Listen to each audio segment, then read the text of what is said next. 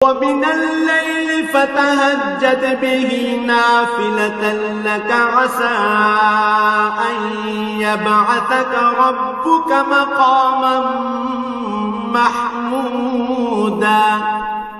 রাতের কিছু অংশে তাহাজ্জুদ নামাজ প্রতিষ্ঠা করো, এটা তোমার জন্য ফরজ নামাজের অতিরিক্ত একটা নামাজ। আশা করা যায় তোমার মালিক এর বরকত দ্বারা তোমাকে প্রশংসিত মর্যাদায় প্রতিষ্ঠিত করবেন। وقل رب أدخلني مدخل صدق وأخرجني مخرج صدق واجعل لي من لدنك سلطانا نصيرا। তুমি বলো, হে আমার মালিক, যেখানেই আমাকে নিয়ে যাও না কেন তুমি আমাকে সত্যের সাথে নিয়ে যাও, এবং যেখান থেকেই আমাকে বের করো না কেন সত্যের সাথেই বের করো।